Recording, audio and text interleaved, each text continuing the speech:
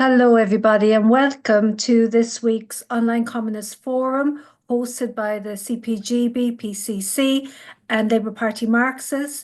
This is the last forum of 2024, and this week we have Jack Conrad speaking on the situation in the Middle East, the United States, and in particular Syria. So I'd like to hand over to Jack now to begin his talk. Thank you, Anne. Okay, well, I'm just going to recap very briefly to last week, where I gave a political report to the PCC, and I hadn't listened to the news that morning, and I opened with the immortal lines that Syria really reminds me of Afghanistan, because I think the regime is just about to collapse. And comrades sort of sighed and went, "It has." I was right. But I think, the rapidity, the speed, the totality of the collapse, I think surprised everybody. It might not have surprised Assad himself, but I think it surprised most of the regional actors. And I also think it surprised HST, the main rebel group that drove down south from Idlib and took Damascus with just stunning speed. So I have to say that as soon as their offensive started, and I heard the news that Assad had ordered a pay increase for the soldiers, I thought the time is up. But wow, the speed, as I say, was quite remarkable. And as for Assad himself, I think it's notable that he didn't address the Syrian people, didn't make some speech, saying I'm leaving to ensure that the civil war doesn't renew. He didn't consult with the Ba'ath Central Committee. And indeed, there are stories, I think credible stories, that not only had he already got his family, his close family, into Moscow, but actually in terms of his entourage, in terms of his closest advisors and, how should I put it, flunkies, they knew nothing about it. So there's a story about, well, the Russians are coming, he said, and ring me in the morning, and I'll tell you all about it. And he'd already gone. So he knew his time was up. And certainly his attempt to bring in Russian help failed. His attempt to bring in Iranian help failed. It's no doubt true that HTS got the go-ahead for its offensive from Turkey. Its little regional, how should I put it, enclave existed because of Turkey's agreement, and so one presumes it green-lighted its offensive. But was this a green lighting to go all the way to Damascus? One wouldn't have thought so initially. We're also told that in terms of this offensive, it not only involved other forces, Islamic forces from Idlib, it also involved this thing called, what was it, the Southern Operations Room, which again is a sort of umbrella term for a multiple coalition. And this came from the south. Now, I'm only looking at sort of maps with arrows on them of Syria and armies coming here and armies going there. But if that's the case, my guess, and it's just my guess because I haven't actually read this elsewhere, is that the green light must also have been given by the United States, because what we have in the south of Syria is 900 American soldiers on a base that's right on the border with Jordan. But what you'll see on a map is some sort of very neat semicircle of basically, this is the American zone, don't cross. My guess is that they came not only from the south, they would have come from this sort of protected American zone.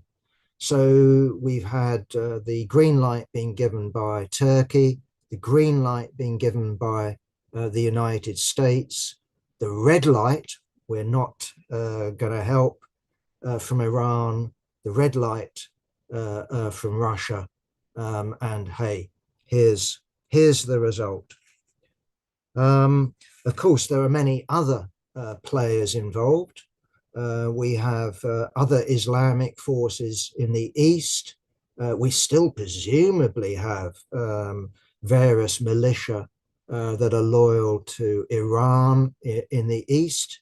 In the north, we also have, along the border with Turkey, Turkish-controlled zones under the name of, let me get it right, the Syrian National Army.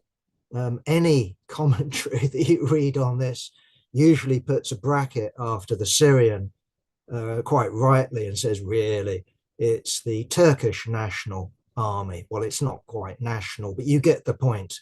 This is under Turkish control. It carries out Turkish instructions. But you also have, of course, the YPG, call it PKK if you want, the Kurdish dominated areas, which go by the name, and I've got to get this one right, the Syrian Democratic Forces. So the YPG is the dominant force there.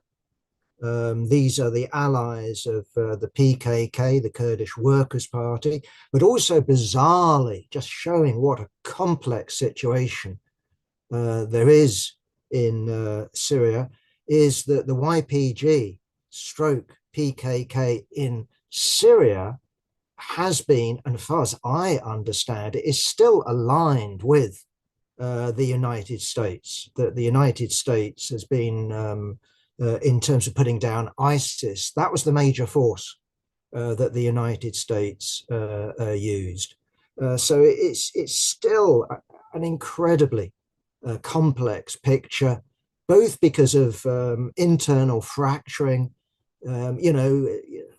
I looked at Wikipedia last night just to see where YTS had come from, and you're looking at not just one list, but three lists of different organizations that have either split away or come together or whatever. And then you've got the outside actors. And of course, now with the collapse of the Assad regime, you've got Israel moving to provide a buffer to what was a buffer in 1967. In other words, Israel's excuse for taking the Golan Heights in 1967 is that these hills, these mountains, overlook Israel, and basically it allowed Syrian artillery to shoot into Israel. Now, of course, we've got the situation where the Golan Heights have been annexed into Israel. They've been colonized by Israel. And therefore, what you've now got is Israel creating a buffer zone to protect what is its buffer zone. And indeed, there have been reports of Israeli tanks as near as something like 20 or 30 miles from Damascus, which is further down south in terms of the Syrian Israel border. Just think it's worthwhile when it comes to Syria, and hopefully comrades will see why I'm doing it, just backtracking in terms of Syrian history. My understanding is that the name comes from Assyria, from the Assyrians. But if you look at Syria in terms of the Ottoman Empire, which is more relevant, what you'll have is a province of Syria that would include today's Syria, but would also include today's Palestine, and also Lebanon. And indeed, if you look at the name of HTS, the S stands for Sham, which doesn't mean Syria, it means Levant. I think that's sort of important. I'm not sure how important, given its previous history as a group, i.e. has it, sided with the Palestinians? Has it sided with Hezbollah in terms of resisting the IDF? As far as I know, no. What statements has it issued in solidarity? What's it done in solidarity with the Palestinians? As far as I know, very little. Either way, the name might have some significance. I'm putting it no stronger than that. But if we look at modern Syria, it's really the creation of the defeat of the Ottoman Empire in World War I, and then the carving up of the Ottoman Empire by Anglo-French imperialism. And if we look at, all you need to do is look at the straight lines. Britain gets Iraq and its oil fields. France gets what is now Syria. It also gets Lebanon, which it viewed as a project to carve out a Christian entity in the Muslim East, just as the British viewed Palestine, what is now Israel, carved that out with a view of seeding it. So it had a Jewish Ulster in the midst of the Muslim Arabia. This was the Anglo-French ambition. Obviously, if we look at Lebanon today, that hasn't worked, although there's been civil war and all sorts of instability over decades in Lebanon. No, you haven't got a Christian entity anymore.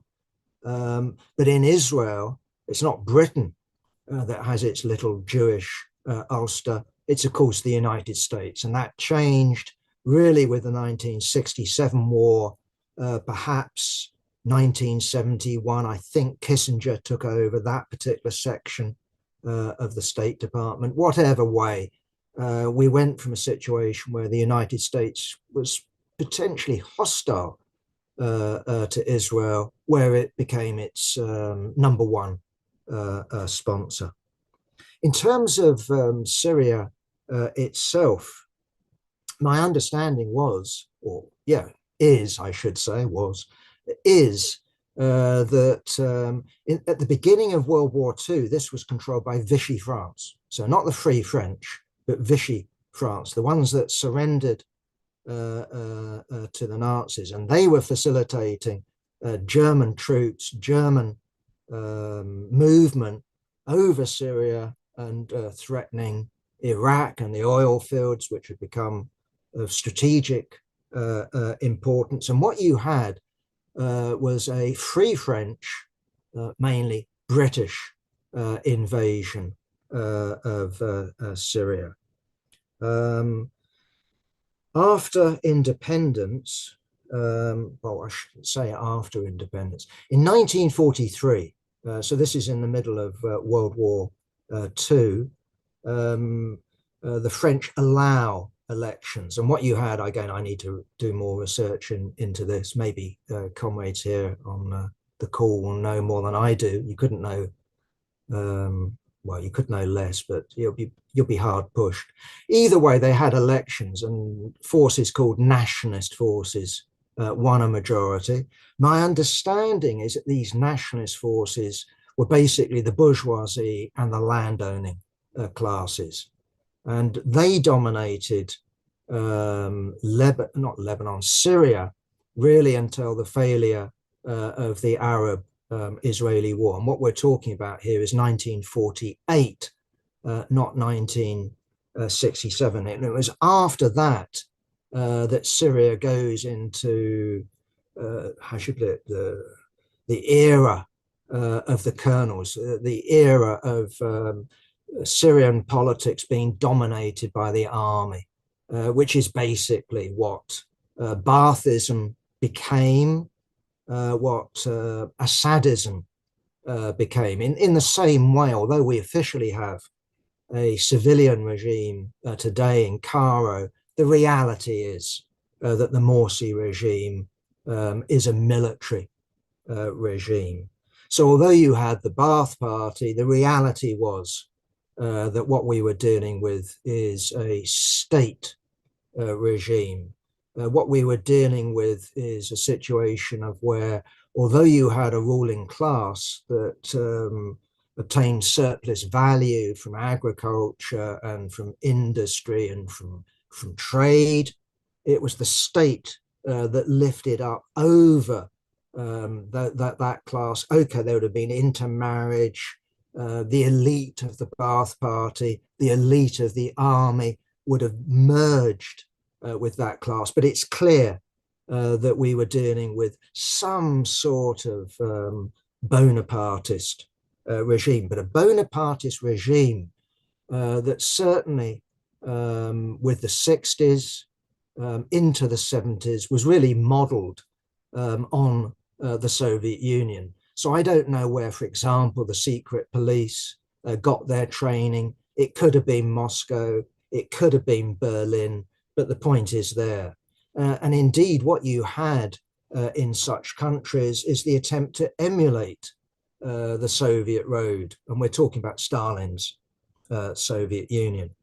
So in Egypt with Nasser, in Iraq with the Ba'ath Party, in Syria with the Ba'ath Party, you had something that would resemble a sort of clone of Eastern Europe or the Soviet Union, to the point where I haven't gone and looked it up, but I can't forget it.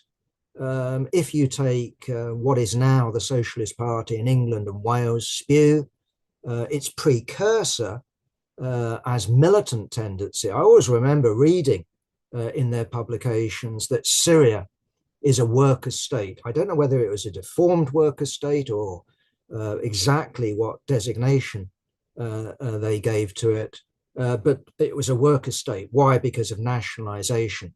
But it wasn't simply nationalization. The regime itself resembled Eastern Europe. So although you didn't have an official Communist Party dominating the government, the Ba'ath Party played an analogous role. And again, this is something that I've only recently discovered, but it sort of makes sense that under Bashar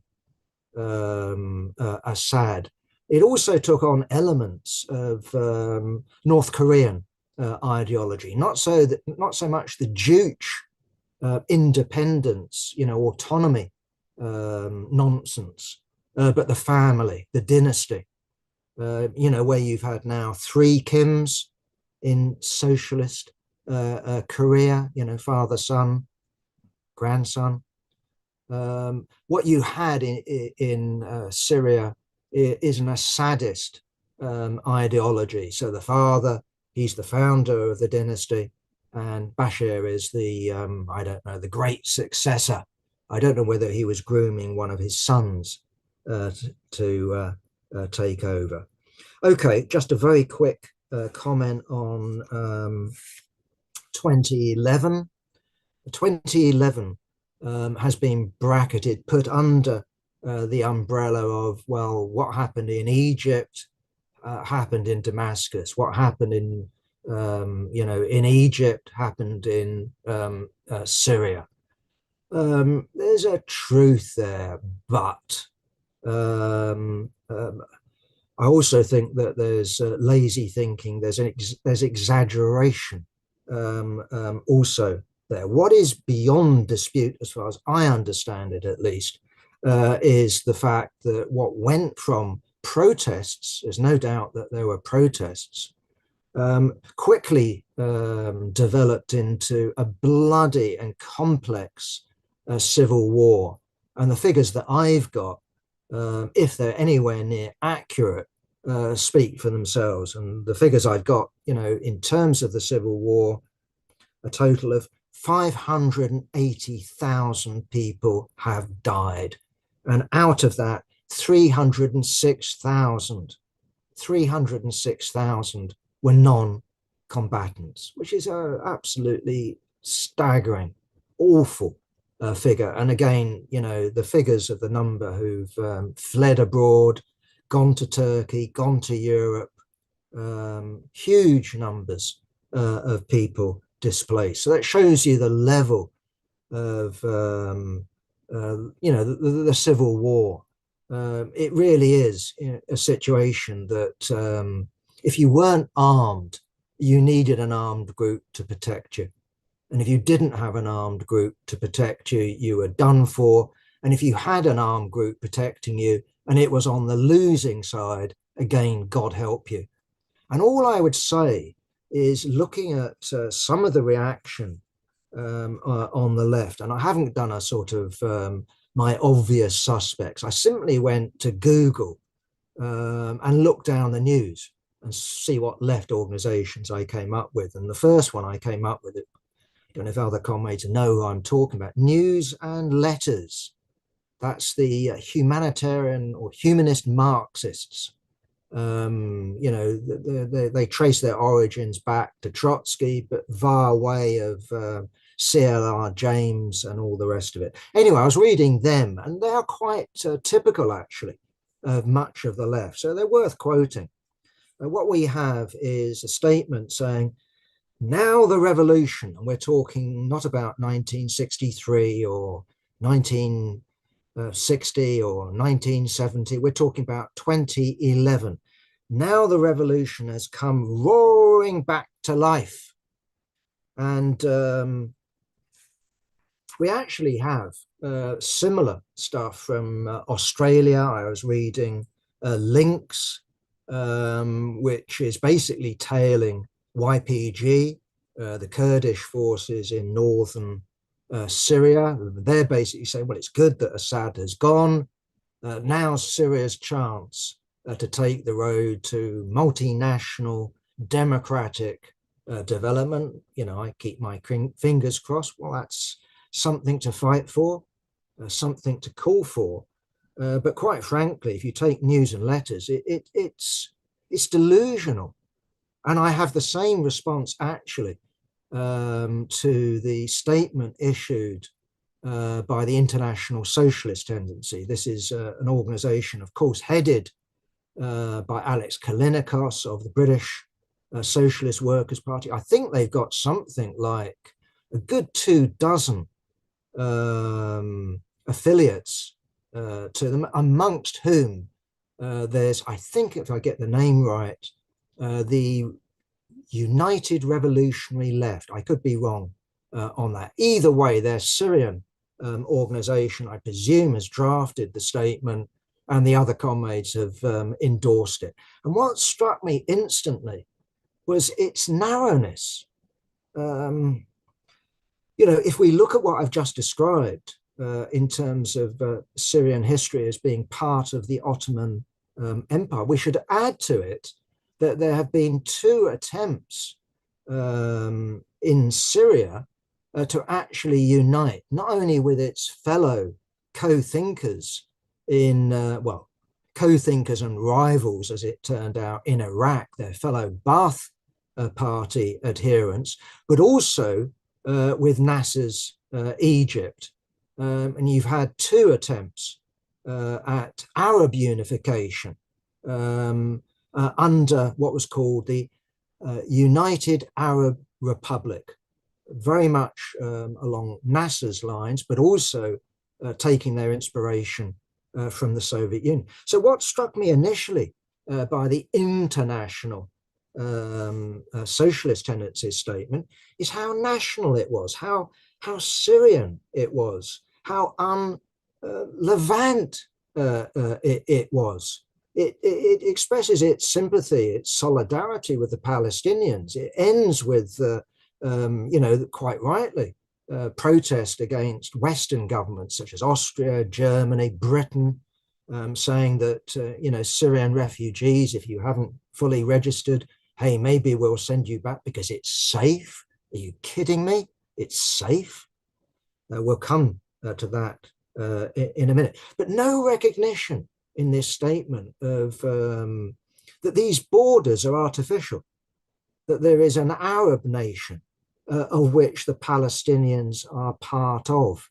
No recognition of previous attempts to unite Arab countries on a Ba'athist or Nasserite basis. No thought even of looking to Turkey or looking to Iran or anything. It reminded me so much of official communism, because official communism, I think, if I'm correct, really with the dawn of the United Nations, so we're talking about World War II and its immediate aftermath, accepted international borders as sacrosanct. Previous to that, there'd been no such fetish. Organization for African Unity meant Organization for African Unity, a rejection of the colonial lines that they'd drawn on the map. Looking at the Middle East, one thing any Democrat would do, I would have thought, you don't need to be a nationalist, any Democrat would do, is say, well, these borders are artificial. All you need to do is look at straight lines, along routes of pipelines that give access to imperial powers to the coast. I mean, why on earth should we accept the French-British carving up of the Ottoman Empire as having anything remotely to do with democracy or liberation or the possibility of liberation? And what shocked me more than that, actually, was similar with News and Letters, this illusion about 2011 and getting back to the spirit. This is the IST statement issued on December the 14th. The democratic and popular revolution of March 2011 has finally been vindicated. What? With Islamic fundamentalists coming to power in Damascus. Is that the vindication of the spirit of 2011? I'm flabbergasted. I mean, all I'll tell you on this one, I've never been to Syria. I have been to Egypt, and I went to Egypt before the overthrow of the Mubarak regime. And, one thing I was saying throughout my visit to Egypt is, God, this country is on the edge of a precipice. You could just feel it. Every street corner had an army unit armed with, I don't know which particular gun, I'll call it a Kalashnikov, but an automatic, as a tourist going down to Abu Simbel in the south. You had to do it in a convoy. You had to get up at 5 o'clock in the morning. I would have thought perfect target practice for any jihadi myself. So I thought it was a bit of a joke. Either way, if you traveled in Egypt then, what struck me is not only the presence of the army and the security apparatus, but the existence of the Muslim Brotherhood. So, you go to a market, you go to the bazaar, either in Cairo or Alexandria or Aswan, where we stayed. And what you had is these huge black banners over the streets. And I didn't need to read Arabic in order to understand what I was looking at. I was looking at the banners of the banned Muslim Brotherhood. And certainly, if we take the left, when we had 2011, when we had Tahrir Square, so many of the left thought that this was somehow a repetition of 1917. That we've had our February and now we're looking to our October. I just thought that was delusional. Why? because there was no Bolshevik party. There wasn't even a Menshevik party. There wasn't even a socialist revolutionary party. Anyone who looked at the film, the photographs, looked at the elections, would tell you that the Muslim Brotherhood had implanted itself. It was the Muslim Brotherhood that had mass support. The left was completely marginal. And I mean, I know I've debated with comrades who are saying, we don't want the slogan, a people's militia. What we want is a workers' militia, in the imagination that somehow this is the equivalent of the Red Guards established by mainly the Bolsheviks in 1917, which of course were viewed by the Bolsheviks as a prelude to the popular militia. But where were the newspapers? Where were the organization? Where was the party? It was absent. And precisely then, if we look at Egypt, it's no surprise that we had the left in the form of very marginal, the two different factions of the revolutionary socialists backing, first of all, the Muslim Brotherhood, and then bizarrely, I just couldn't, I couldn't believe it, but then bizarrely backing the coup against Morsi, the coup, the overthrow of the Muslim Brotherhood presidency. I mean, they were celebrating as the army were letting off the fireworks. But in Syria, what we've had again is a similar illusion that 2011 was somehow the February, and that automatically what that poses is 1917. And as long as you have people out on the streets, this reminds them in some way of the photographs that they've seen of Petrograd or Moscow or other cities in Russia during 1917. This is to kid yourself. The reality has been that once the Assad regime moved into oppressive mode, in order to be a political actor in Syria, you had to arm yourselves. And if you didn't arm yourself, you're not a political actor.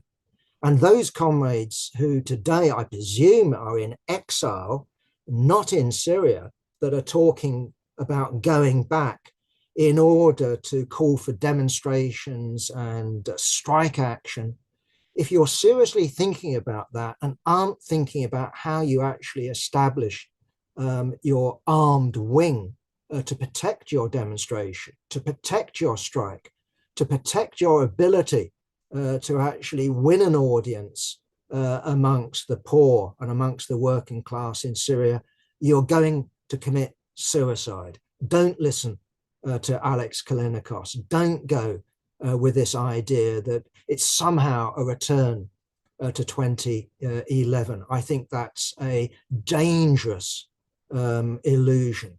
The fact of the matter is that the chances of I should put it, a smooth transition from the Assad dictatorship to some sort of democratic situation that allows freedom of dissent, that allows freedom of religion. This isn't something that HTS will deliver. And it gets worse with the IST. I don't know what to make of this. I don't know what you make of it, comrades, but this statement, what they're calling for is an inclusive transitional government. Inclusive? What's it meant to include?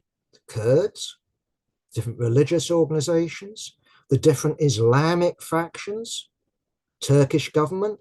Is it meant to include the left? Okay, most likely HTS doesn't know anything about the IST and its fellow thinkers, presumably in exile. But are the comrades seriously telling us that they would participate in a transitional government with these forces? If you were strong, you would be the provisional government. You would call the elections. If you're weak, on the other hand, what you should be doing is constituting yourself a party of extreme opposition. And you should be arming yourselves to defend your ability to function. So what we have is this call from the IST. What they're calling for is the oppressive apparatus of the Assad regime to, quote unquote, restructure, note this, not get rid of, not smash up, restructure the military and security apparatus so it safeguards national sovereignty and borders. So although they call for Turkey out and Israel out, their vision is of a bourgeois democratic Syria, a little Syria.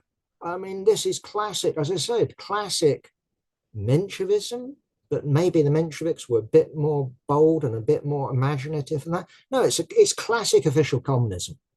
This is where the IST is in it, as well as delusional on the basis about the character of 2011 and the revolution, quoting the words of the comrades in News and Letters. The revolutions come roaring back. Okay, I think I'm going to finish that section and then just very quickly move on to who I think the winners and the losers are internationally, because as I've said, you've not only had domestic players here, you've had international players. I think it's quite straightforward. Russia has lost. There's talk maybe of it retaining its naval base, maybe it's but I doubt it. I don't see that. I think it's lost. Maybe it's because it's diverted with Ukraine. Either way, it's lost. It's lost an ally. It's presumably lost not only its air force base, but its naval base. The other big loser is obviously Iran and its its axis of resistance, which sort of included Syria as a facilitator rather than as a genuine bona fide participant. In other words, Syria allowed Hezbollah, because it had to in order to keep the regime going, allowed Hezbollah to operate on Syrian territory and allowed revolutionary guards from Iran to also operate. But that's gone. Iran has lost big time. And of course, the axis of resistance isn't so much about resisting Israel, it's about protecting Iran. That's the reality of it. So yes, there will be rhetoric about the Palestinian cause, but the reality of Iran's alliance with Hamas and its alliance with Hezbollah and its alliance not as part of the axis of resistance, but its alliance with Assad was about protecting the regime in Tehran. We need to understand that. The mullahs are not motivated by solidarity with the Palestinians, their fellow religionists. No, they're motivated, if they're motivated by anything, maybe some Shia ideology, but above all, this is about the regime itself. And just adding in another potential winner, and comrades have said maybe you're wrong on this, and so I'm simply just throwing it out to comrades this afternoon. Turkey. I would suggest that Turkey is a winner here. Now, that doesn't mean that HTS is a Turkish instrument, and the quicker it captured Damascus, the less reliant it's going to be on Turkey. So I'm very open-ended about that. But clearly, Turkey will have a view that with Assad out the way, with Russia out the way, who knows, maybe this is our chance, and I put it no stronger than that, to deal with Rojava and YPG in the north. Let's get rid of this enclave of Kurdish separatism once and for all. And what they do with the Kurdish people along the border, I'd hate to imagine, but I suspect that's on the agenda of Erdogan and the government in Ankara.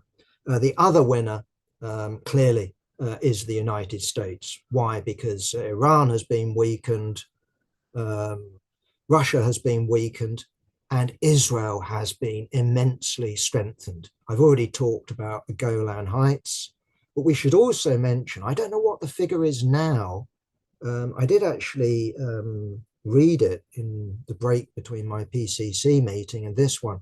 Either way, last time I read a figure, and it's been way left behind now, 350 Israeli airstrikes on military and other such facilities in Syria. Now, that tells me at least what the agenda is of the coalition government in Jerusalem.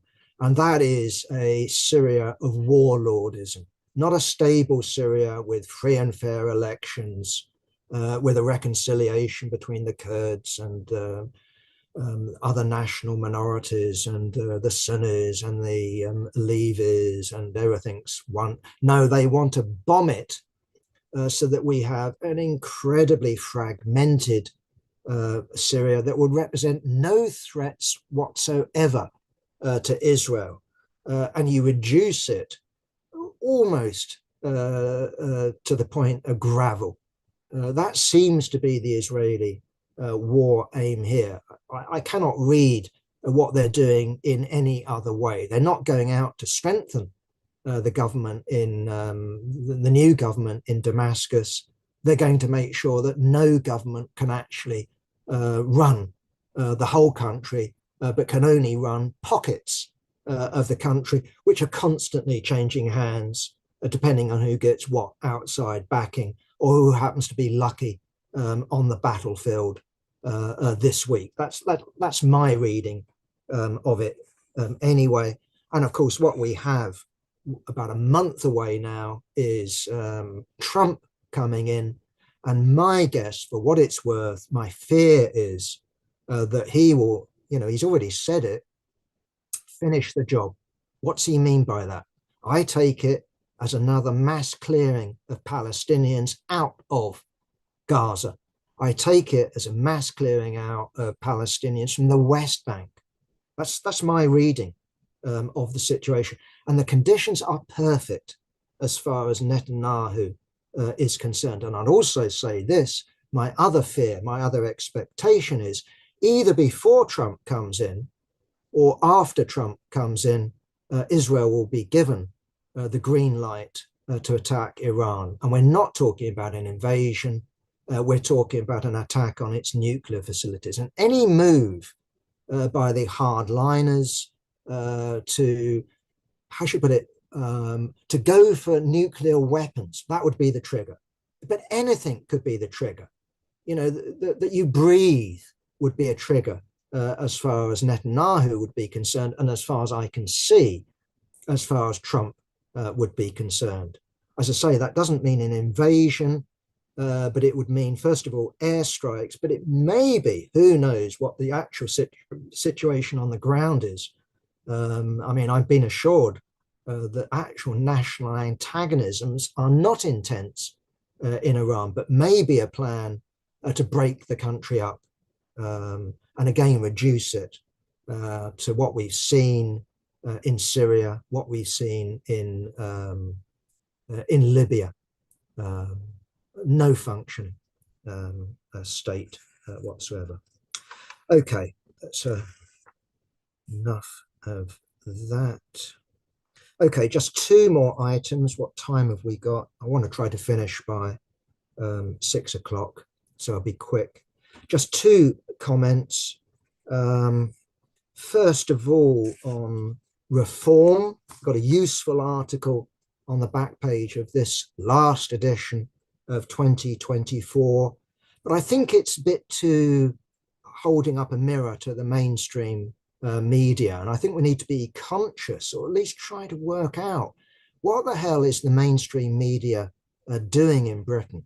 They're certainly, in terms of the right-wing media, gunning for Rachel Reeves and Keir Starmer, and they seem to be convincing themselves that this is a one-term Labour government, in spite of its huge majority, but built on a very narrow electoral base. But on the other hand, they're not going full Kemi mode, are they? They seem to be going full reform mode. Now, does anyone seriously think, rhetorical question, that reform is just about to replace the Conservative Party, the world's oldest political party. I have to say that I've heard the news of the death of the Tory party or the death of the Labour Party ever since I was a wee high nipper of no more than 6 foot whatever. No, I'm very skeptical on all such stories. Why? Okay, with a sense of caution here, and I'll qualify my remarks in a minute. But the Labour Party and the Tory party are historic parties. They have, a deep history. The Tory party, above all, has a very deep history, but they're also class parties. Tory party is based on originally the landed aristocracy. Against Marx's prediction, it's not the Liberal Party that triumphs in Britain, and it's a Labour Party versus the Liberal Party. It's what Marx expected. Instead, the Tory party becomes the party of capital, party of industrial capitalism. The Labour Party based on the trade unions. Okay, the qualification. The British capitalist class is considerably weakened. All you need to do is look at British industry and say, how much British industry is there? Sort of my dad's old sort of, oh my God, you can't buy a British car anymore. Well, you can buy a British made car, but made by what company? And that's true with much of British industry. Look at British Steel, and one can go through the list. So there's still, hedge fund managers. There are still capitalists. But if you look at the financing of the Tory party, it's much more now done with, how should I put it, oddball individuals, that are buying their personal influence. It's no longer Barclays banks or the breweries or stuff like that. And the law obviously has changed in that respect. Anyway, my point would be that what applies to the Tory party also applies in its different way to the Labour Party. We look at the Labour base, it's still working class, trade unions. It's not just the size of the trade unions that have declined, it's the active involvement of the rank and file that's declined. So where it used to be the case when I was young, that shop stewards would collect the dues from members, or members would have to go to the branch meeting to pay their dues. That's all gone, and it's now the employers that deduct your union dues. Many union members in Britain don't know what union they're a member of, and when they see someone like Mick Lynch on TV, they identify, he's my general secretary. They don't realise that he's a rail worker leader. That's the reality of the British trade union movement. We all know about the situation with CLP's constituency Labour parties, the purge. But if we look at the situation there, active involvement in the Labour Party has historically gone down. You had a huge surge with Corbyn and now a return. Either way, the fact of the matter is, at least in my assessment, the Tory party remains the party of the British bourgeoisie. And I'm making a distinction between the bourgeoisie and the capitalist class. So I'm including the royal family, heads of the army, heads of the civil service, bankers, even with the qualification I've given. So I'm still arguing the Labour Party is a bourgeois workers' party, and the Tories are a bourgeois party of the bourgeoisie. Okay, with reform, we're told that with Elon Musk's $100 million, what's that in pounds, shillings and pence? About 60 million, is it? 70 million quid, whatever. That's going to boost them. We've had all sorts of defections from the Tory party, sitting councillors, former MPs, Tim Montgomery from Conservative Home. We saw the reform outcompete, at least in terms of voters, the Liberal Democrats. But my feeling is that not only do we have the parties of the two main classes in Britain still represented by the Labour Party and the Labour Party and the Conservative Party, we also live in a system of first past the post, and that matters. And so when I read in the mainstream press that Elon Musk wants to Europeanize British politics, I think this is just a delusion. The reality is that third parties, just like the Liberal Democrats, might be able to make a breakthrough, but they never make the decisive breakthrough. We've had other third parties, such as, I mean, from my history books, I sort of vaguely remember it. The Commonwealth Party, if you're old enough, you might remember the Commonwealth Party. Also, the Communist Party of Great Britain. And just to add the point here, though, that for the CPGB, if it gets MPs, that's good, but it doesn't matter fundamentally from our point of view. Having a parliamentary fraction would be good, we would use it, but it isn't vital for our strategy. But if you're an electoral party, of course, it is vital. Are we about to get PR in Britain? I think it's highly unlikely. People tell us every election, the result is terribly unfair. Of course it's unfair. But what it gives the British bourgeoisie is usually a situation of where the governing party actually has a clear majority in the House of Commons. And that is something they like. And they don't want to go towards a European model of PR and unstable governments of the sort that we are witnessing at the moment in Germany, of the sort that we're witnessing over there in France with its National Assembly. So I myself would adopt a position of extreme caution and also ask why the right-wing media is backing Farage. Maybe it's because they don't like Kemi, because she's black, that's a possibility.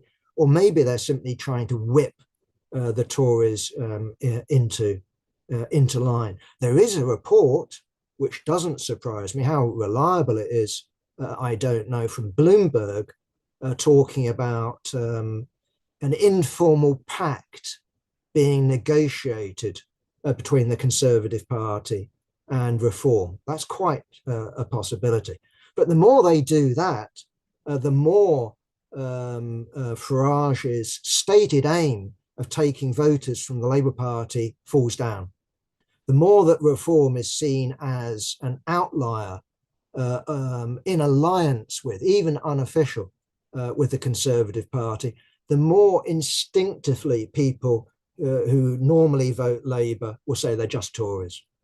But that's just my guess. I'm not saying this is some sort of crystal ball prediction. I'm simply saying I've heard the death of the Labour Party, the death of the Tory Party too many times, and I've put forward the reasons why I don't think the Tory Party is just about to die. My expectation is the Tory Party will die with the proletarian revolution. I think that would destroy the Tory Party.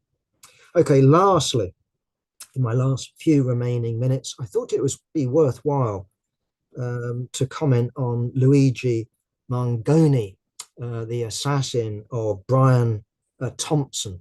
The press has taken much time to tell us that he's not a working class hero. Did we ever think he was a working class hero? Maybe, I don't know. But apparently he comes from a well-off Baltimore family, went to a very nice university, an Ivy League university. So what's he doing assassinating Brian Thompson? As if you come from the upper end of society, that you don't get pissed off. Why on earth you don't get pissed off if you come from the upper echelons of society, I don't know. Actually, we look at many comrades on the left, many radicals, of course, they do come from the privileged classes. You could talk about Marx perhaps, but certainly he was related to the privileged classes through his wife. Engels, most certainly. Trotsky, Lenin. We could go down the list. It's pointless. Some of our leaders, yes, come from working class backgrounds, Leibniz, Babel. Yeah, sure. But no, of course, people from the upper end of society also get pissed off. And if you look at the United States, and you take this United Health Group, you can see why. And if we look at the body of Luigi, my understanding is he's got three, bits of metal in his spine.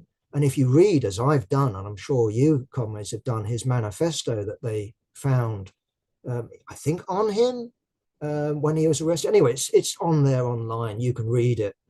You can get an idea of his politics from that, by the way. What he says is that America spends the most on health. I suspect that will be true per person in the world, and yet it comes 42nd in terms of outcome. And he talks about life expectancy, how that's going down. And we all know stories from America, the horror stories from America, about these insurance companies not paying up, insurance companies getting into a dispute with your hospital or your doctor. We also know that insurance companies create a situation of where there's over treatment in America. I've heard stories, people I've known who've been treated in America say the treatment was fantastic. They were testing me for everything, precisely because it notches up something they can charge the insurance company, which then charges you in terms of premiums and everyone else. So I understand why he took this gun to Brian Thompson. Now, in terms of his politics, what are they? Again, I think this would be an article for Paul DeMarty. We had an article by a comrade from Australia, Greens. And I'm not going to say his name. It was an okay article. I had no problem with it. But his politics, we're talking about Luigi's politics. In terms of my reading, I've seen his politics described as, let me get it right, Grey Tribe. I don't know if anyone's heard of Grey Tribe, but these are sort of, again, in terms of the description, it's people who are neither red nor blue. That's the first point about them. So they're not Democrat, they're not Republican. They're not libertarian, but they sort of are. These are high flyers that think they're one above the rest and are looking for technological type solutions, but reject the extremism of both what they would call the right, I presume that's Trump, but also the left. I'm guessing here that they're talking about the Democrats of Kamala Harris type. Maybe I'm wrong. Maybe it's the DSA and the squad. I don't know. Either way, he is not someone of the left. If we look at his reading, it's sort of anarcho-libertarian-y, that sort of type politics, but not anti-capitalist. Look at his opening line of his manifesto. To the feds, I'm only paraphrasing, but to the feds, who I respect what you do. But this guy, this Thompson guy sort of idea, these insurance companies, they're rip-off capitalism. And so therefore, I think what we're dealing with here is something very deeply rooted in American culture. And that's why I think, combined with the suffering of millions of people through this insurance health system, the frustration of filling in these forms, the frustration of their medical bills not being paid, the cutoff that they impose, and suddenly they start charging you a fortune for basic medical. This explains his action. That what we've got here, I think, is a classic example of the lone avenger. If you look at Batman, if you look at Billy the Kid, if you look at the films of Clint Eastwood, such as Unforgiven, you'll get an idea of it. But it could be the lone Private Dick, in what's that one? Anyway, Hammett and other such films, the noir films of the 50s. This is the lone avenger taking it out, not against capitalism, but a particular manifestation of capitalism. So it's the bad sheriff, it's the bad cattle rancher, it's the corrupt politician, it's the rip-off CEO. It's not capital as a whole. And therefore, when some sections of the left are celebrating this guy, I think we need a due sense of caution. Certainly what this guy is not is an American equivalent of the Russian Narodniks. Yeah, he shot at someone. Yeah, the Narodniks shot at people and threw bombs at people. But the Narodniks had a political program and were organized. And it's just worth mentioning in my remaining minute that the Narodniks actually championed Marx. The Narodniks, individuals, sure, translated capital. And Marxism, the idea of Marxism, widely spread through the Narodniks in Russia. And indeed, Marx represented Russia, therefore the Narodniks, on the General Council of the International. And when he was confronted with the first generation of Russian Marxists, i.e. Plekhanov and his comrades, Marx really didn't want to know. And it was only after Marx's death, after the Narodnik successful attempt in assassinating Tsar Alexander II, did you get Engels in his last few years turning around to Plekhanov and saying, you were right. The Russian Revolution is going to be led by the working class, because what you saw in the 1880s into the 1890s is the growth of a proletariat, the industrialization of Russia. Whereas the Narodniks looked to the peasant commune as the avenue. Marx famously did, remember, in a draft letter, the Marxists, Plekhanov, Lenin, second generation, looked to the proletariat. Just last point to make on this, Martin Greenfield, sorry, I apologize for forgetting the comrade's name. Martin Greenfield had in his article, which I edited out, and I did it with his approval, I edited out references to Luigi being a murderer, that he murdered Brian Thompson. Same phrase in Socialist Worker, that Luigi murdered Brian Thompson. In my view, he shot him. In my view, he assassinated him. In my view, he took him out. In my view, we should defend him. In my view, we should say this is justified homicide. Yes, he took out an individual. We're not advocating that as a solution, but what this guy did was justified. If I was on a jury, I would vote justified homicide, because look at what these insurance companies do. It's all done on paper. It's all done coldly. But for every percentage point that they can make in terms of profit, that means human suffering. It means premature deaths. Although they actually don't fire the bullet, although they don't directly kill anyone, they're responsible for hundreds, thousands of deaths. They are social murderers. So what Luigi did was justified. It doesn't mean that we set him up as a model, but I well understand the latest figure I read for his legal fund, and he appears to have a top lawyer working for him, and I wish him well, was $100,000. And corporate America cannot understand why. It doesn't understand why. Well, it ought to understand. Look at your terrible health system, get rid of it, nationalize, and do it on the basis of a properly funded national health service like it should be in Britain, that you get treated on the basis of need, not insurance, but simply the communist principle that if you're in need, you should be treated. That's what doctors want to do.